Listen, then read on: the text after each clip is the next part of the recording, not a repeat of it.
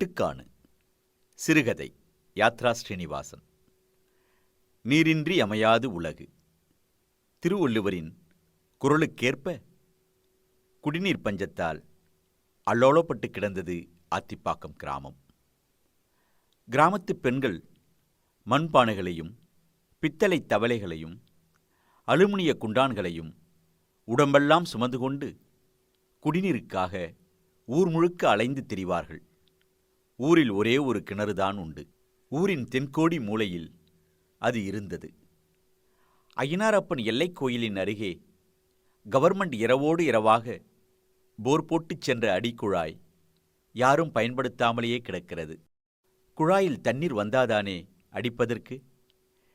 தென்கோடியில் இருக்கும் அந்த கிணற்று நீரை நம்பி கிராமமே படையெடுத்தால் கிணறு என்னவாகும்?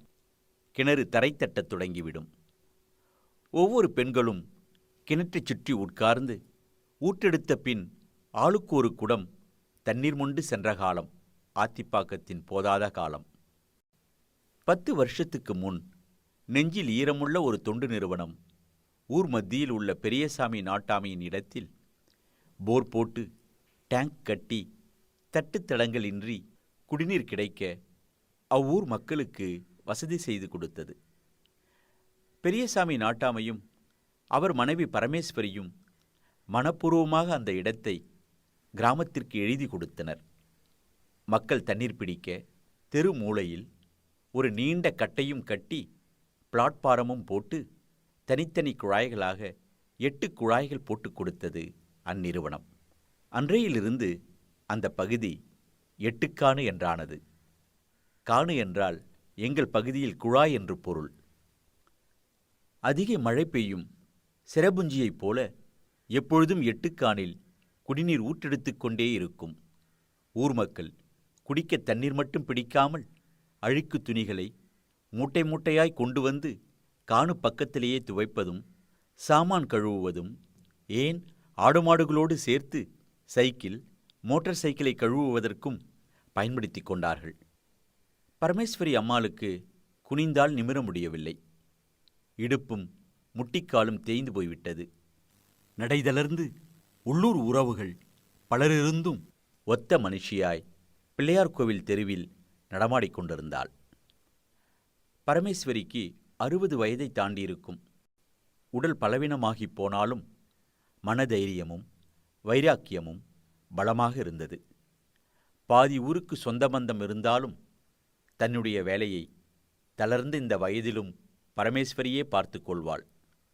யாருடைய உதவியும் நாடாமல், ஏன் நாட்டாமை பட்டத்துக்குச் சொந்தமான தனது கணவரையே எதிர்பார்க்காமல் தன்னிச்சையாக வாழ்ந்து வருகிறாள், சோகமப்பிய முகத்துடன்.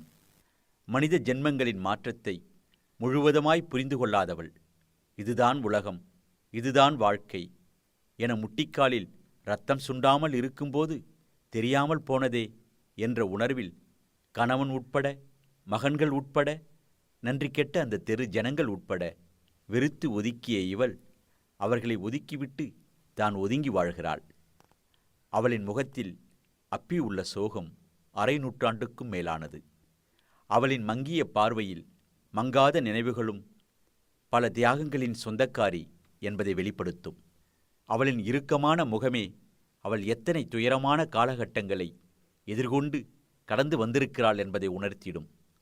அதெல்லாம் ஒரு காலம். இது அவளுக்கான போதாத கடைசி காலம்.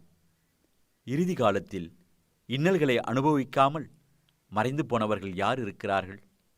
பரமேஸ்வரி செய்த பாவ புண்ணியங்கள் இந்த முதுமை காலத்தில்தான் அவளுக்கு அமாவாசை தோறும் பிரச்சனைகளும் கஷ்டங்களுமாக தோன்றும். அவை அவளின் மனதில் அழியாத ரணங்களை, வடுக்களை ஏற்படுத்திப் போகும். 2 நாட்களாக ஊரில் கரண்ட் இல்லை. ஊரில் உள்ள டிரான்ஸ்ஃபார்மர் வெடித்துவிட்டது. விழுப்புரம் மாவட்ட மின்சாரத்துறைக்கு வெடித்த டிரான்ஸ்ஃபார்மரை ஊர் பஞ்சாயத்து தலைவரும் வார்டு உறுப்பினர்களும் அனுப்பி வைத்தார்கள். கரண்ட் இல்லாததால் குடிதண்ணீருக்காக மக்கள் அவதிப்பட்டனர். ஆனால் எட்டுக்கானில் மட்டும் தண்ணீர் வருகிறது என்ற தகவல் ஊரின் 8 திக்கும் காட்டுத்தீ போல பரவியது. பெண்கள் கூட்டமும் குடமுமாக வந்து தண்ணீர் பிடித்துச் செல்கிறார்கள். அன்றைக்கும் ஒரு நாள் அமாவாசை. பரமேஸ்வரிக்கு வீட்டில் உழ வைக்கக்கூட ஒரு சொம்பு தண்ணீர் இல்லை. 2 நாட்களாக கரண்ட் இல்லாததால் தெருக்கானில் தண்ணீர் வரவில்லை. 8 கானில் தண்ணீர் வருகிறது என்று கேள்விப்பட்டு தேய்த்து வெளுத்து ஜொலிக்கும் ஒரு பித்தளை தவளையை இடுப்பில் வைத்துக்கொண்டு 8 கானை நோக்கி எட்டி நடக்க ஆரம்பித்தாள். அவள் எதிரே பல இளம் பெண்களும் நடுத்தர வயது பெண்களும், ஏன் அந்த தெரு வார்டு மெம்பரும் தலையிலும் கையிலும் குடங்களை சுமந்து கொண்டு வருவதை பரமேஸ்வரி பார்த்து கொண்டே 8 கானை அடைந்தாள். 8 கானை இப்பொழுது கவிச்சிக் கடையாக மாறிப்போயிருந்தது. கூட்டமும் கூச்சலுமாய் பெண்கள் குடிநீருக்காக குடத்தால் முண்டியடித்து முந்திக் கொண்டிருந்தனர். தான் கொண்டு வந்த ஒரு தவளைக்கு தண்ணீர் கிடைக்குமா என்ற கேள்வியில் தவித்த பரமேஸ்வரி 7வது கானுக்கு அருகில் உள்ள 8ஆம் கானை பார்த்தாள்.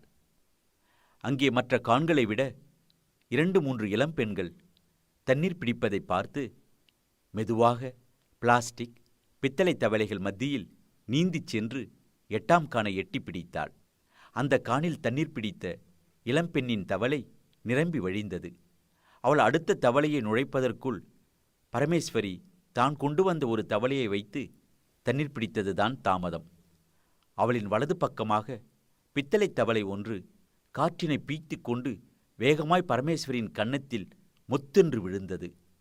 பரமேஸ்வரி திகைத்து போய் யார் என்று திரும்பி பார்ப்பதற்குள் இளம்பெண்ணின் இடதுகை பரமேஸ்வரியின் கழுத்தை பிடித்து தரையில் அணிவகுத்து நிற்கும் தவளைகள் பிளாஸ்டிக் குடங்களின் மேல் தள்ளின. பரமேஸ்வரி தவளையுடன் தரையில் கிடக்கும் குடங்களின் மேல் குப்புற விழுந்தாள். என்ன திமிரு இருந்தா ஏன் தவளையை தள்ளிட்டு உன் தவளையில தண்ணி பிடிப்ப? கிழவி, உனக்கே இந்த தைரியம்னா எனக்கு இவ்வளோ இருக்கும் என்று பாம்பு போல் சீறிவிட்டு தன் தவளையில் தண்ணீர் பிடிக்கத் தொடங்கினாள் அந்த இளம்பெண்.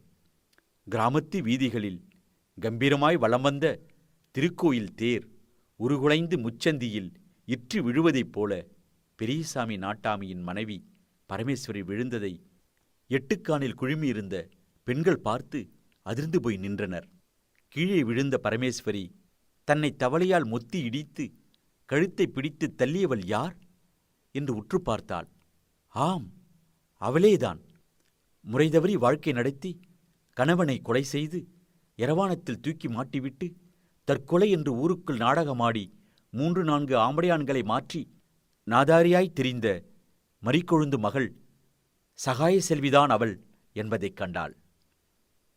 விழுந்து அடுத்த கணம் எழுந்து, என்ன கொழுப்புடி உனக்கு, அவ்வளோ இலக்காரமா போயிட்டேனா, யார் கொடுத்த தைரியம் உனக்கு என்று தனது தங்க காப்பு அணிந்த தர்மமும் அன்னமிட்ட வலது கையால் ஓங்கி சகாய செல்வியின் கன்னத்தில் அறைந்தாள் பரமேஸ்வரி. சகாய செல்வியின் காதுக்குள் குய் என்ற சத்தம். ஒரு நிமிடம் நிலைகுலைந்து போனாள். வைரம் பாய்ந்த கட்டையான பரமேஸ்வரி தைரியத்தில் அடித்த அடி பெரும் இடியாக இருந்தது. செக்க சிவந்த மேனியால் தாயைப் போலவே ஆளை மயக்கி உடல் வியாபாரம் செய்து வரும் சகாய செல்வியின் இடது கன்னத்தில் பரமேஸ்வரியின் 5 விரல்களின் ரேகைகள் பதிவாகிப் போயின. உடனே சகாய செல்வி சீறி பாய்ந்து பரமேஸ்வரியின் தலைமுடியை பிடிக்க, பரமேஸ்வரி சகாய செல்வியின் கையை பிடித்து நறுக்கென்று கடிக்க, கூட்டத்தில் இருந்த கண்ணம்மா, அடியே பரமேஸ்வரி, அவளை விட்டு கடாச்சிட்டு ஓடியாடி, வயசு பொண்ணா இருக்கிறா, இன்னும் அடிச்சிட போறா என்று குரல் கொடுக்க, பலர் வேடிக்கை பார்க்க, சிலர் கிழவியையும் குமரியையும் பிடித்து இழுத்துவிட 8 கானன்று என்றும் பார்க்காத மகாபாரதத்தின் 18ஆம் நாள் போர்க்களமாக காட்சியளித்தது. கிழமுண்ட, ஏமாலையா கையை வச்சுட்ட, உன்னை இன்னைக்கு ராத்திரிக்குள்ள என்ன பண்றேன்னு பார் என்று வாயில் வரக்கூடாத வார்த்தைகளாலும் மற்றவர் செவியால் கேட்கக்கூடாத வார்த்தைகளாலும் படம் காட்டிக் கொண்டிருந்தாள் சகாய செல்வி. படம் காட்டுவது அவளுக்கு ஒன்றும் புதிது இல்லையே. மறிக்கொழுந்து அதிர்ச்சியாக ஓடி வந்து தனது மகளை மறித்து கொண்டு, என்னாச்சு என்னாச்சு என்று புரியாமல் தவித்தாள்.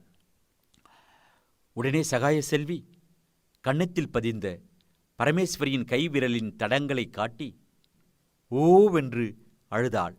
அழுவதை பார்த்த மறிகொழுந்து, என்னையும் என் மவளையும் அப்பப்ப அடிச்சு இந்த தெருவை விட்டு துரத்துறதுலே இருக்காங்களே, இந்த அநியாயத்தை கேட்க யாரும் இல்லையா? அவங்க நாட்டாமக்கார ஊடுனா என் பொண்ணு மேல கையை வச்சிட வேண்டியதுதானா? நீங்க எல்லாரும் பார்த்துட்டு நிக்கிறீங்களே, வெக்கமா இல்லை என்று குரைத்தாள். கொண்டு சென்ற தவளையில் தண்ணீரும் பிடிக்காமல் உளையும் போடாமல் தான் தாலி கட்டி வந்து குடித்தனம் நடத்திய வீட்டில் 3 பிள்ளைகளையும் 2 மகள்களையும் பெற்றெடுத்த வீட்டில் தெருமுழுக்க உற்றார் உறவினர்களை அழைத்து ஆக்கிப்போட்ட வீட்டின் முற்றத்தில் தலைவெறி கோலமாய் கன்னத்தில் கை வைத்து கொண்டு கண்களில் கண்ணீர் வற்றிப் போய் பித்து பிடித்தவள் மாதிரி அமர்ந்திருந்தாள் அமாவாசை அன்று. பரமேஸ்வரி சூரியன் கிழக்கில் உதயமாவதை அன்னார்ந்து பார்த்து கொண்டு கடந்த கால நினைவுகள் பல அவளின் மனத்திரையில் ஓடிக்கொண்டிருந்தன. முதல் காட்சி மரிக்கொழுந்துவின் முன்கதை ஓட்டம். மரிக்கொழுந்து பிள்ளையார் கோவில் தெரு காட்டுமோட்டாமுட்டு வெள்ளையப்பனுக்கு மனைவியாய் வாக்கப்பட்டு வந்தாள். வெள்ளையப்பனுக்கு மரிக்கொழுந்துவை பெண் பார்த்து கல்யாணம் முடித்து தலைமை தாங்கி நடத்தியவள் பரமேஸ்வரி. வெள்ளையப்பன் அல்ப ஆயுசில் போன பிறகு மருத்துவச்சி போல் பிரசவம் பார்த்தவள் பரமேஸ்வரி. மரிக்கொழுந்துவின் தலைப்பிரசவத்தை தாய்க்கும் சேய்க்கும் பாதிப்பு வராமல் பிறந்த பெண் குழந்தைக்கு சகாய செல்வி என்று பெயர் வைத்தவளே பரமேஸ்வரிதான். மரிக்கொழுந்து தரிகட்டு தடம்புரண்டு வாழ்க்கை திசை மாறி திக்கற்று வயசுக்கு வந்த மகளுடன் பிள்ளையார் கோவில் நடுத்தெருவில் நின்றபோது ஆதரவு காட்டி அடைக்கலம் கொடுத்து நிலைநிறுத்தி வைத்தவள் பரமேஸ்வரி. விலைபோகும் குடும்பம் இத்தெருவில் வேண்டாம் என்று தெருவே எதிர்த்தபோதும் பரமேஸ்வரியின் கருணையில் பெரியசாமி நாட்டாமியின் வாய்மையில் தெருமூலையில் இடம் பிடித்த அந்த குடும்பம்தான் தண்ணீர் பிடிக்கச் சென்ற பரமேஸ்வரி மேல் வடம்பிடித்து விட்டது. காலை மணி 9க்கு மேல் ஆகிவிட்டது. பரமேஸ்வரிக்கு பசியே எடுக்கவில்லை. பரமேஸ்வரி அடிப்பட்ட தகவல் ஊருக்கு மட்டுமல்லாமல் பக்கத்து ஊருக்கும் பரவியிருக்கும். ஆனால் ஒரு ஜீவன் கூட பரமேஸ்வரியின் வீட்டிற்கு ஆதரவாக நலம் விசாரிக்க வரவில்லை. அப்படி என்னதான் செய்துவிட்டாள் பரமேஸ்வரி? இந்த தெருவில் பிறப்பு இறப்பிலிருந்து கல்யாணம் முதல் கருமாதி வரை அத்தனை சடங்கு சம்பிரதாயங்களுக்கும் தானே முன்னின்று ஒவ்வொரு வீட்டில் நடைபெறும் நிகழ்ச்சிகளில் பெருக்கி கோலம் போட்டு மாட்டு சாணத்தில் பிள்ளையார் பிடித்து அருகம்புல் சொருகி தன் வீட்டு விசேஷம் போல் அனைவரையும் வரவேற்று மகிழ்வாள் பரமேஸ்வரி. ஊர் பெரியவர்களும் நாட்டாமைகளும் எங்க பரமேஸ்வரி கூப்பிடுங்க, முதல் நலங்க அவ வைக்கட்டும் என்று பெண் சடங்கானாலும் கல்யாண சடங்கானாலும் அழைப்பார்கள். இந்த அழைப்பே பரமேஸ்வரிக்கு பெரிய விருது கிடைத்தது போலிருக்கும். இந்த மரியாதைகள் எங்கே போயின? எப்படி தொலைந்து போயின? அவளின் மனத்திரையில் தன்னை பற்றிய திரைப்படம் தொடர்ந்து ஓடிக்கொண்டிருந்தது. பரமேஸ்வரியும் பெரியசாமி நாட்டாமையும் ஒரே கிராமத்தைச் சேர்ந்தவர்கள். 1955களில் நாட்டாண்மை குடும்பத்தில் பிறந்த சம்பந்த கவுண்டர் நாட்டாமை மகனான பெரியசாமியை காதலித்து கல்யாணம் செய்து கொண்டவள்தான் பரமேஸ்வரி. பெரியசாமியின் கல்யாணத்து அன்றுதான் அரிசி சோறு தின்று பார்த்தார்கள் இந்த கிராமத்து வாசிகள் என்று கிராமத்து பெரியவர்கள் பெருமையாக சொல்லிக் கொள்வார்கள். என்ன குழம்பு வச்சிருக்க? கழனி தண்ணியாட்டம் போ. எங்க பரமேஸ்வரி சின்னம்மாக்கிட்ட போய் எந்த குழம்பு வச்சிருந்தாலும் ஒரு கிண்ணம் வாங்கிட்டு வா என்று குழம்பு கிண்ணத்தை வீசி எறிந்து பக்கத்து வீட்டு பன்னீர் அடிக்கடி கத்துவதை கேட்டிருக்கிறாள் பரமேஸ்வரி. பரமேஸ்வரியின் சமையல் ருசி ஊருக்கே தெரிந்த செய்தி. மணிமேகலையின் அமுதசுரபி பாத்திரத்தில் ஆகாரத்திற்கு தட்டுப்பாடு வந்தாலும் வரும். ஆனால் பரமேஸ்வரி வீட்டில் ஆகாரத்துக்கு பஞ்சமே எட்டி பார்த்தது கிடையாது. தனது கணவன் காதிபோர்டில் உத்தியோகம் பார்த்து கை நிறைய சம்பளம் வாங்கினாலும் பரமேஸ்வரிக்கு பத்தாது. வருமானத்தை விட செலவினமே அதிகமாக இருக்கும். இந்த கணக்கு வழக்கை இன்றளவு கூட அவள் போட்டு பார்த்தது இல்லை. அன்பே உருவானவள். தன்னை வருத்தி மற்றவர்களின் நலனில் அக்கறை காட்டி அவர்களை ஆளாக்கவே உயிர் வைத்திருப்பவள். ஒரு நாளும் ஒருபொழுதும் மற்றவர்கள் கெட்டுப்போக விட்டதும் இல்லை, நினைத்ததும் இல்லை. உள்ளூரில் பிறந்த பரமேஸ்வரிக்கு 5 தம்பிகள், 2 தங்கைகள். பரமேஸ்வரியே தலைமகள். பரமேஸ்வரியின் தந்தை சிவலிங்கம் தெருக்கூத்து கலைஞர். அவர் இவ்வுலகத்தில் பிறப்பெடுத்து தெருக்கூத்து உலகத்தில் கூத்தாடியே களைத்துப் போனவர். பரமேஸ்வரியே தம்பி தங்கைகளை கரை சேர்க்கவும் நாட்டாண்மை குடும்பத்தின் மருமகளாய் தனது கணவன் மகள் மகன்களோடு ஊர் மக்களையும் குறிப்பாக பிள்ளையார் கோவில் தெரு உறவுகளின் நலனில் அக்கறை கொண்டு வரித்து கொண்ட பொறுப்புகளோடு வீட்டு கஜானா காலியாகி கடனும் வட்டியுமாக குடும்பம் நடத்த தொடங்கியதில் பிடித்தது பரமேஸ்வரிக்கு சனியன். பெரியசாமியோ சம்பள பணத்தை கொண்டு வந்து கொடுத்துவிட்டு மனைவி பார்த்து கொள்வாள் என்று நினைத்திருந்தார். மூத்த மகனும் அப்படியே செய்வான். ஆனால் பரமேஸ்வரியோ 10 குடும்பங்களை சுமந்தால் பாவம் பணம்தான் என்ன செய்யும், வட்டிக்கு குட்டித்தான் போடும். கட்டிய கணவனையும் பெற்றெடுத்த பிள்ளைகளையும் வழிவந்த உறவுகளையும் சிறிதளவு மனம் கோணாமல் அனைவருடைய வாழ்க்கையையும் நிலைநிறுத்தி வந்த கெட்டிக்காரத்தனம் வேற எந்த பெண்ணுக்கும் இருக்க வாய்ப்பில்லை. தனது தம்பிக்கு கல்யாணம் செய்து முடித்தாள். பிறகு 2 தங்கைகளுக்கு ஒரே நேரத்தில் மனம் முடித்து சாதனை படைத்தாள். கணவனும் ரிட்டையர்மெண்ட் ஆக தனது பிள்ளைகளின் வருமானம் அவர்களின் தனி குடித்தனத்தில் போக இந்த நேரத்தில் தங்கச்சி சகுந்தலாவின் மூத்த மகன் சுந்தருக்கு கல்யாண ஏற்பாடுகளை கவனிக்கத் தொடங்கினாள். பரமேஸ்வரியின் தங்கச்சி மகன் கொளுத்து வேலை செய்யும் கொத்தனார். இவனுக்கு பொண்ணு பார்த்துத்தான் பரமேஸ்வரிக்கு ஜென்மம் போனது. குடித்துவிட்டு சூதாடி திரிபவனுக்கு யார்தான் பெண் கொடுப்பார்கள்? பரமேஸ்வரியால் முடியாத காரியங்கள் உலகத்தில் இல்லை. சுந்தருக்கு சொத்துப்பத்துள்ள ஒரு நல்ல பெண்ணை பார்த்து வரதட்சணையிலிருந்து கல்யாண தேதி வரை முடிவு செய்தது பரமேஸ்வரியே. கல்யாணத்திற்கு தங்கச்சி சகுந்தலா பணம் கேட்ட இடத்தில் கடைசி நேரத்தில் ஏமாற்றிவிட்டார்கள். சகுந்தலாவின் தலையில் இடி விழுந்தது போல் இருந்தது.